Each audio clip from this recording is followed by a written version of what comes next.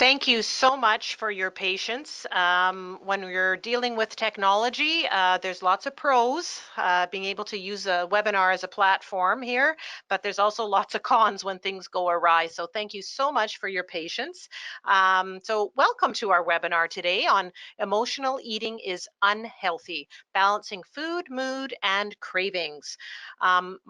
My name is Karen Whalen, and I'm hosting today's webinar. And today's webinar will be presented by our own registered dietitian, Laura Creek-Newman. She's also a certified bariatric educator as well. So she believes in nourishment, and that food not only nourishes us, but is meant to be enjoyed. So I'm excited to hear what she has to say with regards to our topic here today, and I hope you are as well.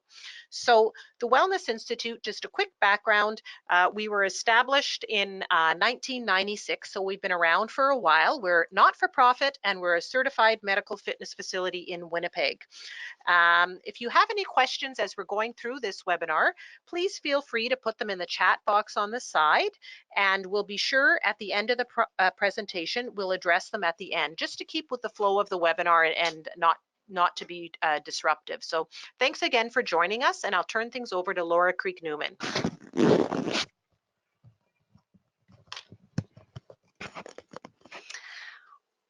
Well, thanks for that great intro, Karen. I really appreciate it. So just a little bit of an overview of what we'll be talking about today. We're going to talk about what emotional eating really is and how it factors into normal eating patterns. I also want to explore a little bit why we're often kind of scared around emotional eating, or why it's such a challenging thing for so many people. And then finally, we'll talk about building our emotional coping toolbox. And that's just really giving us some new strategies to think about, a new perspective on things, so that we can relax a little bit more around food and enjoy eating a little bit more. So before I jump into it, I'd like to ask you all a question. I'd like you to think of, what are the reasons that we eat? When we think about eating, we often take a very high level approach, and we think, well, there's those physiological reasons for eating, those hunger pangs, those hormonal changes, right? We have to eat to keep our bodies going. We need the nutrients in food, so the vitamins, the minerals, all that kind of stuff there. And of course, we need to eat for energy, because that's what calories are. They're that energy fuel for our bodies there. But when we take a little bit more time to think about eating, and all the times in which we do eat, we see that there's actually a little bit more to it. We find times where we eat because we're happy. There's times of celebration, or just times of joy. Eating can be part of that. We also see eating in times of sadness or grief. Think of times when we've lost a loved one, and how people bring food to each other in those times, how we celebrate a life, including food in that celebration. We have a lot of habits around eating too. How we eat, when we eat, why we eat, all these kinds of things. We develop habits too. Stress plays a big role in why we eat, or a reason that we do eat. Tradition is huge for this. We're in the holiday season now, and this is a time of year full of different traditions, many of which either center around or at least include foods. The time of day can factor how we eat or why we eat. We're often used to eating at certain times of day, or maybe we see different patterns at different times. Eating can also be a distraction. It's an activity. It gets us away from what we were doing, and it can be very pleasurable.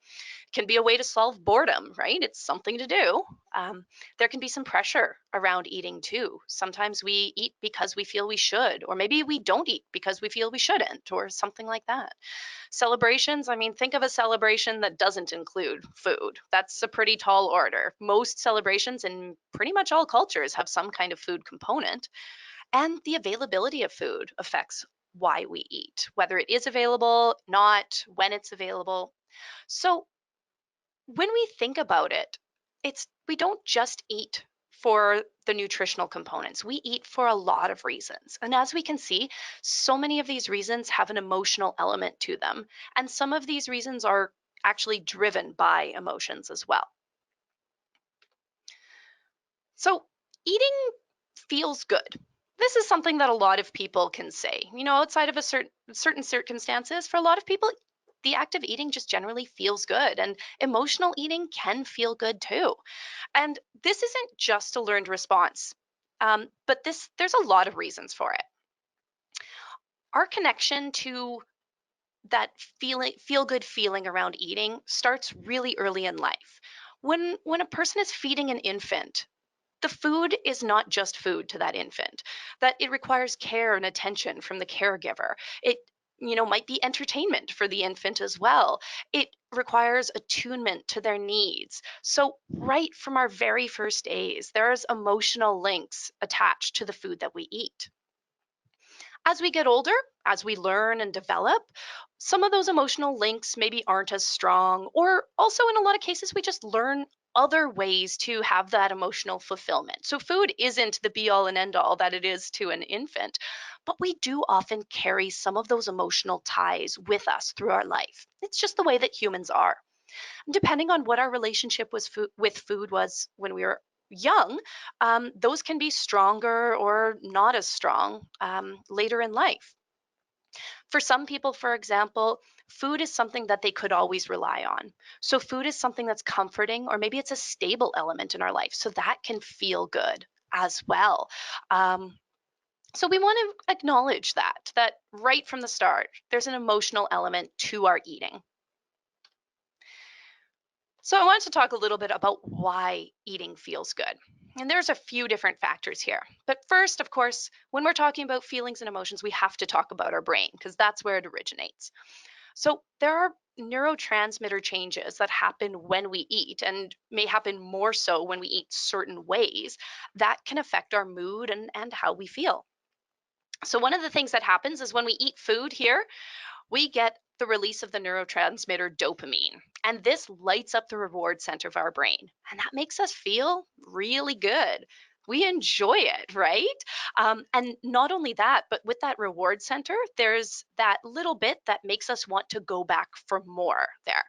And prehistorically, this is really important in our development because this is what triggers us to go and get food again so that we don't starve to death. So there's a reason why we have this response here. Another thing that can happen is that another neurotransmitter, serotonin, can be released when we eat certain foods, particularly foods that are high in carbohydrates. And serotonin is important in helping lift a low mood back up to a neutral mood. So it really can make us feel good to eat food. We also have physiological responses to eating that make us feel good. If we're in a bit of a stressed out state, or we're in that fight or flight response there, our heart rate is up, our blood pressure is high, we might be feeling jittery, we're just not feeling great there.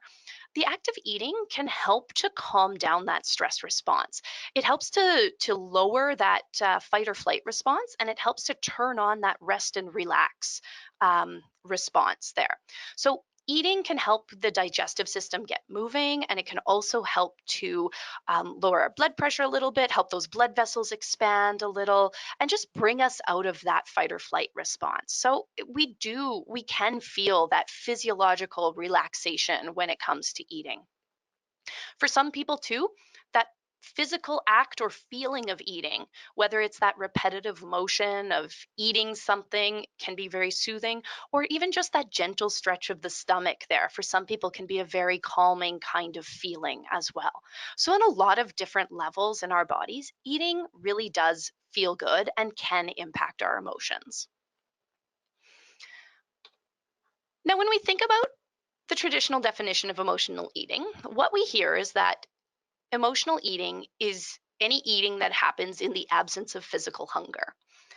And this generally makes sense, but I think this is pretty broad and doesn't help answer our questions too much. And this is because if you think back to the that slide with the arrows there were so many reasons that we eat, and so many of them had to do with things other than physical hunger. So if that's the definition we want to go with, that leaves a lot of instances that could be considered emotional eating, and it can be a little overwhelming for us to manage. So instead of thinking of it like that, I have a different way of thinking about it. So, what is emotional eating? Well, we want to it can be helpful to think of emotional eating as a way to cope with, soothe, acknowledge, or avoid really strong emotions. So, emotional eating then would be those times when the eating is truly driven by our emotional state. Either we're trying to make a different emotional state happen, or we're trying to run away from the one that we're having there. So, with this in mind, it's also helpful to then think about what is not emotional eating. So, daily structured eating, whether that's your 3 meals a day or maybe it's 3 meals and some snacks, however you structure it in your day, that regular nutrition time that your body needs for calories and nutrients, that's not really emotional eating. There could be emotional elements to it. We could enjoy it or maybe not enjoy it. Um, but that would just be normal eating. Similarly, eating after a fast, whether it's, eating breakfast after not having eaten since supper the night before, or maybe you just haven't eaten anything at all today, eating in those times is, again, your body looking for those nutrients. It's looking for that energy there. It's just trying to replenish. So that would be that physical hunger. Another time that's non emotional eating is eating even if we're not feeling ravenous. So sometimes we think that we have to be absolutely starving in order to eat. Unfortunately, though, this tends to set up eating patterns that we're really not happy with and can feel very unpleasant. So, for a lot of people, eating before the point of being ravenous can be really advantageous because it helps them feel more balanced and balances their mood. So, not being starving doesn't mean that you're eating for emotional reasons. Eating what's available to you at that time, even if you don't enjoy it, or even if you would prefer to eat at a different time. Ideally, we would love to be able to eat what we want when we want it. But that's not always the reality of the world. Sometimes you have to eat at a certain time because there won't be food later, or sometimes you're just not in control of what's available to you. And so, even if you're not the hungriest or even not really hungry, but you know there won't be food later, sometimes we have to eat. And that would not be considered emotional eating. And finally, I generally don't put overeating into the category of emotional eating. Now, sometimes, and actually frequently, we can overeat when we're eating emotionally. But every time we overeat, it doesn't mean that it was necessarily emotional eating. Sometimes we just aren't paying attention as closely as we might want to. Or sometimes something is so incredibly delicious that we just want to taste it for another bite and we end up even eating a little more than we think. So overeating can be part of emotional eating, but it's not exclusively part of it. So let's keep this idea of emotional eating as being a way to cope with strong emotions in mind as we go through the rest of the presentation. And particularly, if you're thinking to yourself about how emotional eating plays into your life, if at all, and if you're thinking you'd like to change something, what we want to do is we want to focus on those times of emotional eating that we're not happy with. Because emotional eating can happen for both positive reasons and negative reasons, removing emotion from food is probably not something that we really want to do in our lives. If we were truly just eating for nutrient sake, we probably wouldn't bother making foods that taste really good, or making food that is beautiful, or making food that carries cultural or symbolic meaning to it there. But we do, which means that there are emotional ties to food that we'd like to keep. So, again, keep that in mind. You want to focus on instances where you're not happy with what you're eating. And then from there, we want to do a bit of exploring about why we're not happy with that eating time. Now, this is all easier said than done. Sometimes emotional eating really can be scary for people. There's a lot of factors that go into it, and emotions are a tough thing to manage a lot of times. Sometimes they are too much to manage. Sometimes what happens during those instances of emotional eating can also be uncomfortable. So we want to acknowledge that a little bit. For a lot of people, they say, well, I feel out of control, and feeling out of control is a really scary kind of situation for a lot of people. And so that's why they want to change their emotional eating. Maybe it's that they don't like other emotions that come up when they do emotionally eat. Maybe there's things like guilt or shame or something like that. Maybe they're frustrated that they see themselves having this pattern and they don't want it, but they don't know what else to do about it. So it's just a source of frustration to feel that they're spinning their wheels. And for other people, maybe they're unhappy with the types of foods that they're eating. Maybe it's that they would prefer to be eating different things, or maybe they just don't know how to interact with those foods outside of that emotionally charged context. And all of those things can make emotional eating feel pretty scary for people. And so if we're feeling that we're scared by it, we don't want to be eating emotionally, we want to change it. Now, when we're scared of something or when we have something emotionally charged, a common, very normal kind of response is try to change it up right away. I want to go through a couple of things that I call quick fix tricks for emotional eating. And I want to just highlight them because while they're very common, there can be some challenges that go along with them. So, one of the first tricks that I see very frequently is the eat something else instead trick. So this is where somebody says, well, oh, I'm getting that urge to eat. Well, I don't want to eat unhealthy things, so I better only eat a healthy thing. I'm going to make myself eat that salad when what I really want is the fries and chicken burger over there. And this makes sense, right? Well, I should just eat healthy things. The challenge is here, this strategy is looking at the food as the problem here. So I should just change up what I'm eating and that should deal with it. In a lot of cases, when things are really emotionally driven, the food is more a symptom. It's not really the issue itself here. And so this can often play out in a few ways. One, we can end up eating the food that we can end up eating that healthy food and still feel totally unsatisfied and unhappy. Two, and another situation is that we eat the healthy food and then we're unsatisfied, so we end up eating the other food anyway. And three, we generally end up eating more overall than we would have in the first place here. So this strategy really doesn't get at the core of the problem. I mean, if the issue with the emotional eating part of it was really about whether knowing whether something was healthy or not, we probably would make the healthy choice frequently. But that's not what's going on for the most part. There's something else. And so that's why this trick doesn't tend to work out super well for people in the long run. Another strategy that we might find ourselves having is the skip your meals trick. So this is one when people are feeling very frustrated with the situation, or maybe they feel just resigned that, okay, this is what my life is going to be. I'm just going to eat in this way even if I don't like it. And so they say, well, I might as well compensate for it. And that, again, that's a really understandable response to the situation when you're feeling frustrated or when you feel like you just don't know what to do. Unfortunately, though, this kind of strategy is likely to make the emotional eating cycle worse. If we skip our regular meals in trying to anticipate our emotional eating later, we add that element of physical hunger into those emotional eating times. And that can make the urges to eat all the stronger. We also tend to eat differently when we are eating for emotionally than when we're eating normally. And so we choose different types of foods or different balance of foods or different amounts, whatever it happens to be. And so if we're skipping our regular balanced meals and having maybe less balanced meals or different types of foods, we could be missing out on some key nutrients that are really important for general overall mood and um, mental health balance.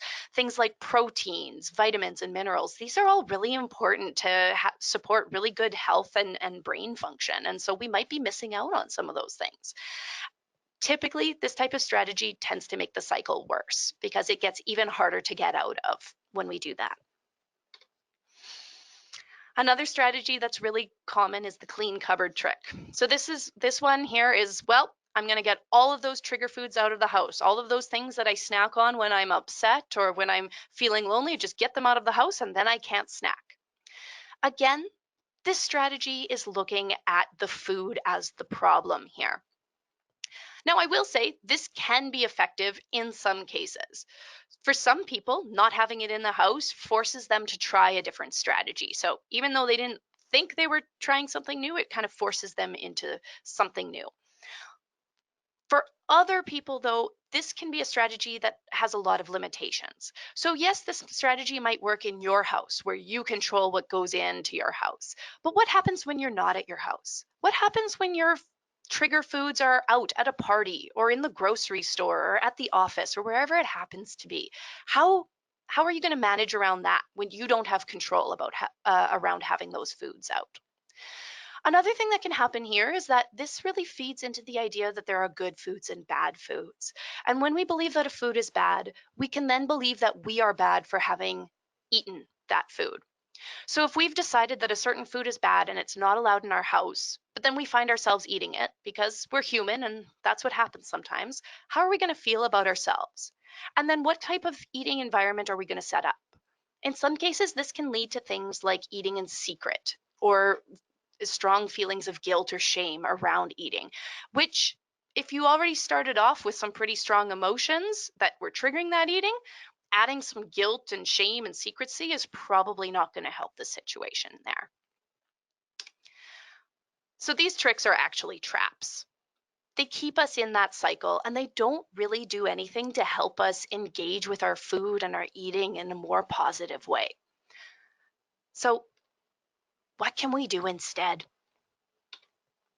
Well, feeling better about our eating will take a new approach. We often think of food as the problem when it's the emotional eating. But again, if you think of that definition, we're trying to deal with a really strong emotion. So it could be we tend to go to certain foods at certain times, but it's really the emotion and what we're trying to do with it that's driving that response. So we want to take a new approach that helps us look a little bit deeper or helps us look at not just food as the problem, but look at the whole situation and also give ourselves a little bit of compassion here. We're just human. We can't be perfect. It's not going to happen.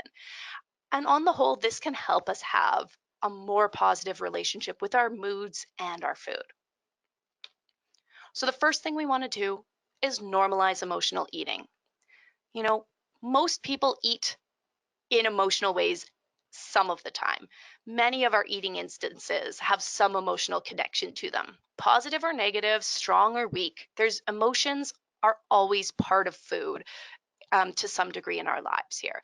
So if we can accept that and use that and use that to go forward, that can help free us up to look at other options here.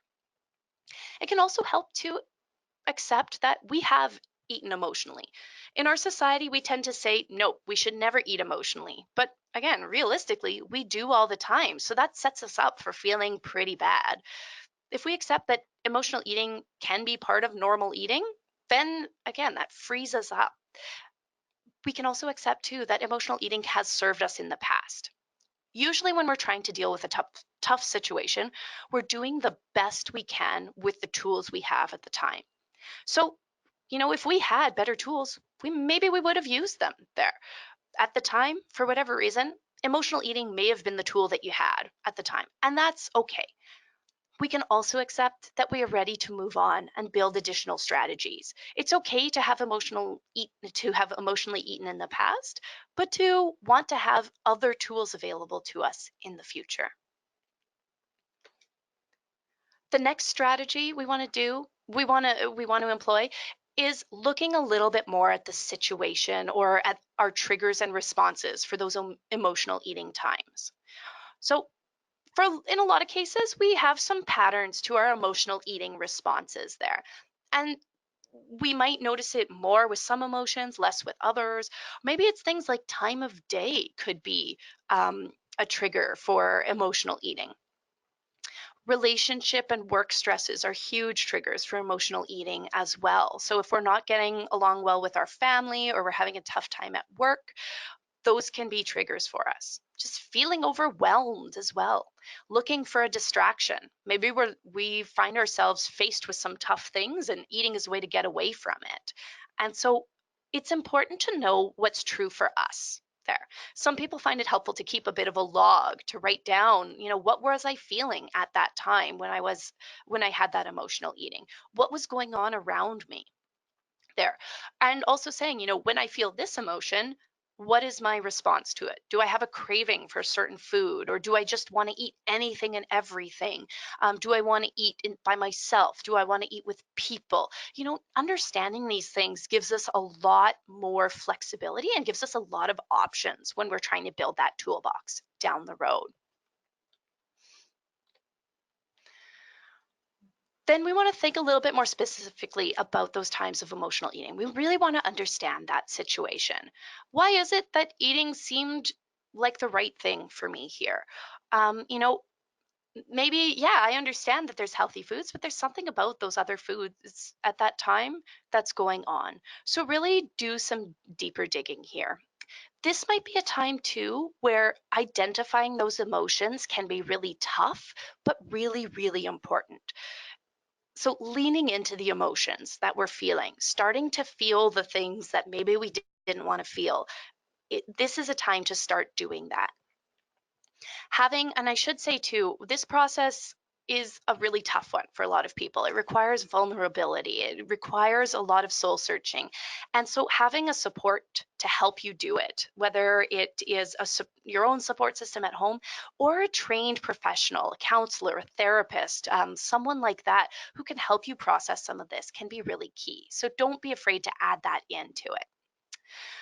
When you're in those situations, if you feel able to, it can help to try to take stock a little bit. Maybe right before have some emotional eating, or as you feel those emotions coming on, say, okay, what's been going on lately? What's my trigger? Um, Checking in with yourself right after can be helpful to us as well, to say, was eating what I was really looking for, or was I just trying to change my mood there, change how I feel about something? And that can give us a lot of good info. Once we have that good understanding of what's really happening for us, what's driving that eating, then we want to build up that toolbox. For some people, emotional eating is the only tool in their toolbox. And again, they're doing the best they can with what they have.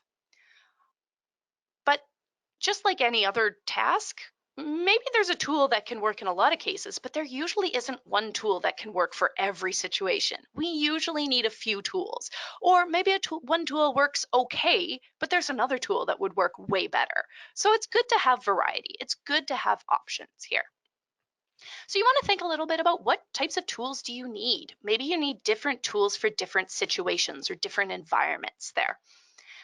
And also give yourself some credit. A lot of us actually have some other emotional coping tools. Maybe we just haven't been able to use them lately, or maybe we've forgotten about them, because eating is a pretty easy tool to use there.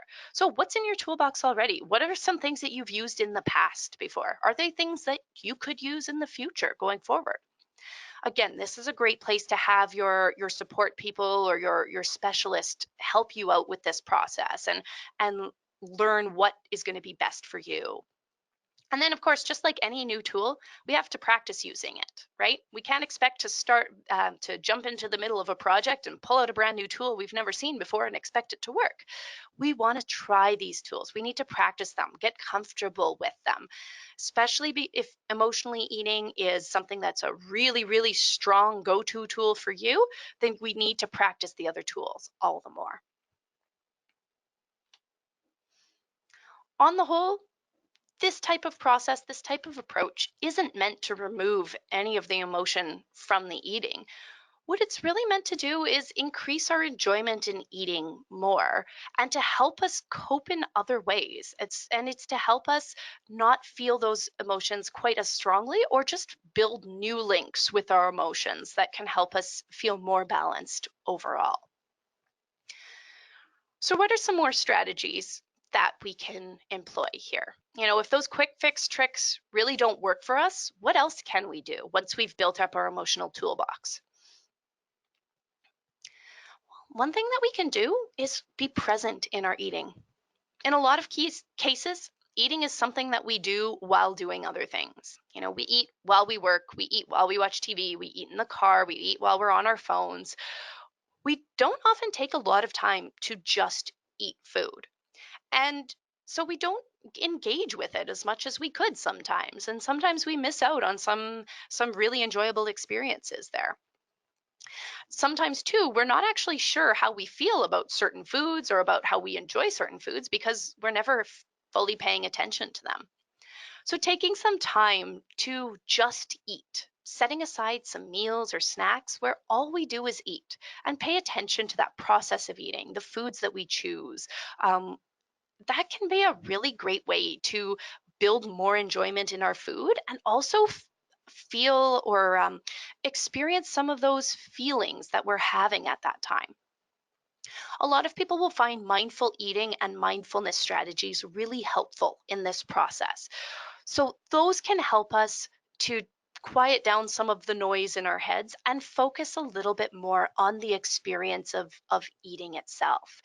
These types of strategies can help us really think about what we're tasting, and do we like what we're tasting, do we not like what we're tasting, what kinds of feelings does or thoughts does eating this food bring up for us, and that can help us tune into that process of eating a little bit more.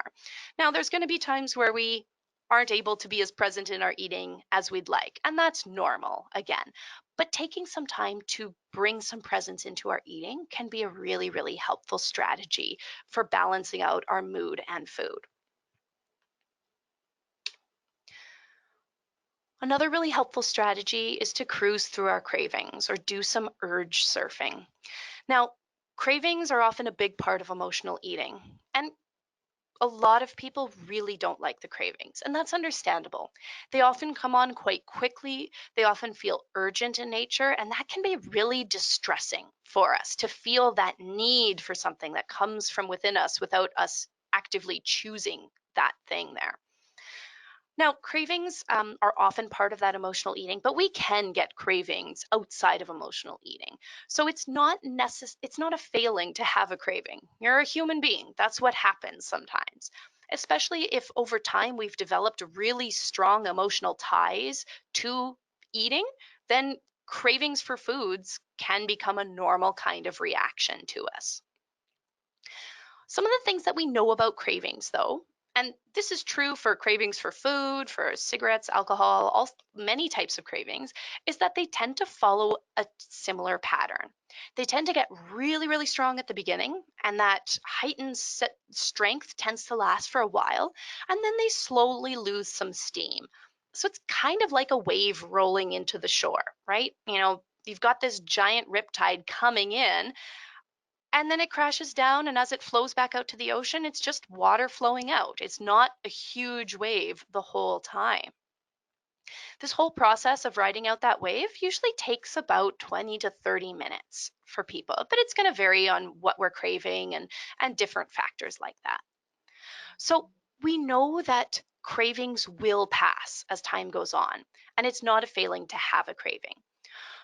So instead of trying to stop that craving from happening, which is again a pretty traditional kind of response, we want to try to ride out that wave a little bit, accept that it might happen, and watch our thoughts, watch how we feel, and try to ride out that process. When we try to just stop the craving or run away from it, we end up making that process worse. Where we tell ourselves, I'm not going to think about that food, I'm not going to think about that food, and then what do we think about? That food, right? When we're doing more of that riding out the craving wave, we're not trying to ignore that we're having a craving. We're not trying to ignore the feeling. We're just trying to experience the process and watch that pattern of the urge slowly calm down. Mindfulness strategies, again, can be really, really helpful here. So, doing some breathing exercises or some visualization can be helpful. Again, a trained therapist can help you out with learning these strategies. So there's some also just distraction techniques that can be really helpful, something to just keep the mind a little bit more preoccupied while we wait out that craving wave there. The next thing that we can do, or the last big suggestion I have for you, is creating an emotionally healthy eating environment. So this is different from the clean cupboard trick because The clean cupboard trick is assuming that food is the problem, whereas the emotionally healthy eating environment is starting from a really ground up approach, looking at the things that are going to support a good relationship with food and emotional responses with food that you enjoy, and building up from there. It's up to you if you choose to have certain foods in your pantry or your house or not. I mean, that's everybody's choice there. And for some people, it can be helpful not to have certain things. But we want to make sure that we're looking at a well-rounded environment here. So we're making sure that we're having those emotional eating strategies, those emotional coping tools at the ready. Something as simple as having your list of strategies to use if you're having that craving for food or that emotional eating, having that easily visible to you or in a place that you it's going to trigger you to think of some of those things can be a helpful strategy. Maybe keeping some of those other strategies around, maybe if something like doing a crossword puzzle or listening to some calming music is really helpful for you in those times, have those available to you. Make it easy to use those other strategies as well. The emotionally healthy environment also includes supportive people.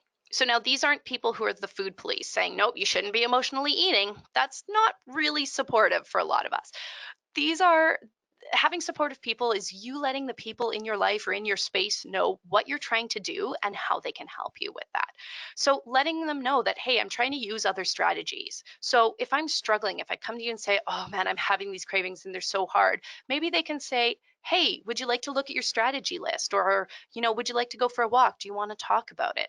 Or maybe these are just people that you want to say, if I do emotionally eat, don't make me feel bad about it, because I understand that it is a tool, and sometimes I use that tool and sometimes I'm going to use other tools. So, truly supportive people that understand what you're trying to do is going to help you feel a lot better and generally helps us have more positive emotions around our food. This healthy in eating environment also includes a permission to eat. So, again, we're not talking good foods, bad foods. We're not talking about foods that are allowed or not allowed. It's up to you if you want to have them or not. But we want to take away that judgment from some of those foods that you do tend to crave at those emotionally eating times. You may find that your like of them or your intensity of craving for them changes over time. You may not. But by giving yourself permission to do that, you also give yourself some self compassion, and we take away some of any potential guilt or shame for having broken a rule of ours. All in all, normal eating is going to include some emotional eating. And I think most of us would be happier including some of those emotional eating times. We don't want to just eat nutrient pellets. We want to eat foods that are enjoyable, that look good, maybe that have cultural significance to us. And that's all emotionally driven. What's really helpful though is understanding if you are truly having emotional eating, are you trying to change your emotions with food? And then what's causing that emotional eating? Digging a little bit deeper. And if you need support in that process, get it. You'll be so much happier if you do. Fill up that toolbox. Emotional eating is a strategy, and as we know from the chemistry of it, it does make our brain feel better. But having a full toolbox, having lots of tools at the ready, gives us options, and that can make us feel less controlled by food and less controlled by our eating, and that makes us feel a little bit happier overall. And then finally, we want to reconnect with food in positive ways. Find ways to have those emotionally healthy eating environments, or spend that time just eating the food and really experiencing it without that strong emotion around it. So emotional eating is not necessarily unhealthy eating, but healthy eating does include some emotional eating. So that's what I have for you today. I hope you've all taken something away from this here, and I hope it was enjoyable to you. And we'll go to some questions now. Okay, so the first question is, how long does it take a person to adopt and sustain new food strategies? And that's a very individual question. I know nobody likes that answer, but we're all different, and our relationships with food, what we've learned, and our coping toolbox is all very different. So for some people, it can be a pretty quick process, a couple of weeks there. For other people, it can be a long-term learning process. So there's really no timeline on it. And that's important to know. If you're thinking about changing it, sometimes we start saying things, well, I should be different by now. I should have changed this by now. But depending on the strength of our emotion, our readiness to change, those types of things, we it might take us longer for certain things. Or maybe emotional eating in certain times with certain emotions is actually a relatively quick fix. We find a new tool and it works great and off we go. But for other emotions, it takes longer. So I would say it's an ongoing process. It's probably going to take several weeks, maybe even months. And for some people, it might be something that they're having to practice for a long time there. And again, it's not a failing necessarily. We didn't learn these reactions or these coping techniques overnight. We practiced them for years and years and years. So the longer we've practiced something, the longer, the stronger that connection is. So the more we're going to have to practice other types of things there. The other thing too is that sometimes we're going to fall back into old habits because that is being a human being again. And that's normal. That's going to happen. What really matters is what did you do next? Okay, you stumbled, you fell. What happened next? And so if we keep trying, or we say, you know what, this strategy is just not working, I'd like to try something else, then great. You're still on that path. You're still trying to find what works best for you. Okay. Another question that we had is people in my household regularly eat foods I crave. Do you have any suggestions? And that's a really, really tough one there.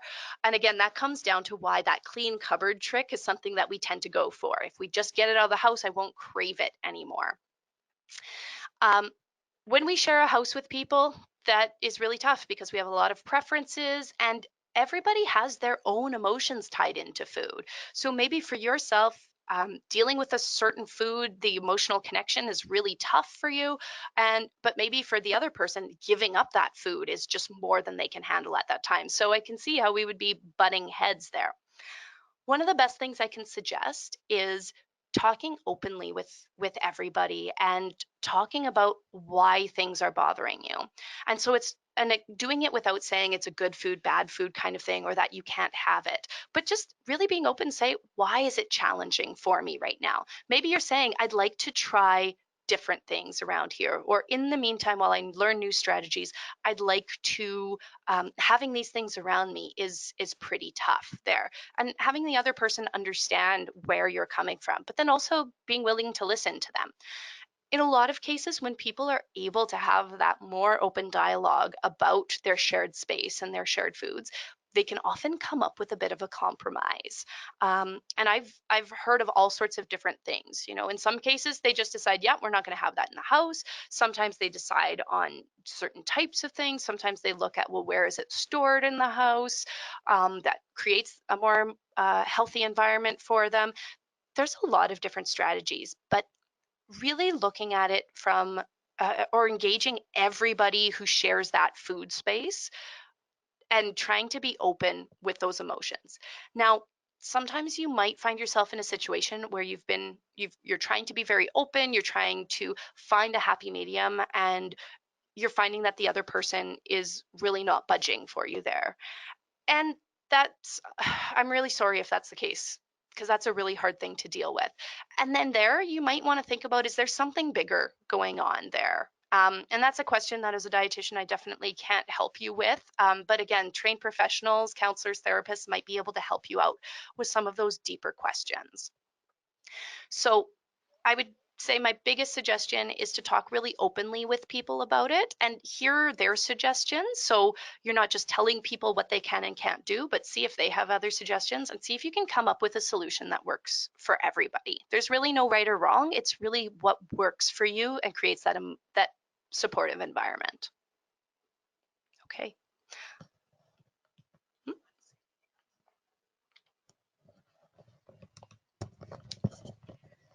Well, thank you everyone for staying with us through the webinar today. And again, my apologies for the technical difficulties right at the outset.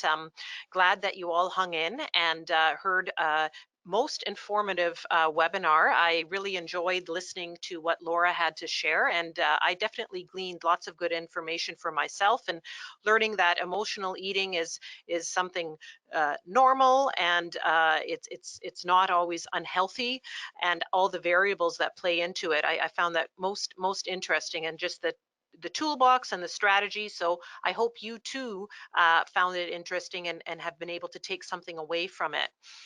We have several other webinars coming up in the new year, and you will be informed as to what they are and dates and times. But this particular one, if you'd it has been recorded, as all our webinars are, and you'll be sent the link. So if you'd like to watch it again, or perhaps had to leave early and weren't able to watch the whole thing, or just parts of it, or listen to parts of it, you'll be able to do that. And of course, also, if you want to share it with a friend or family member, we encourage you to do that as well.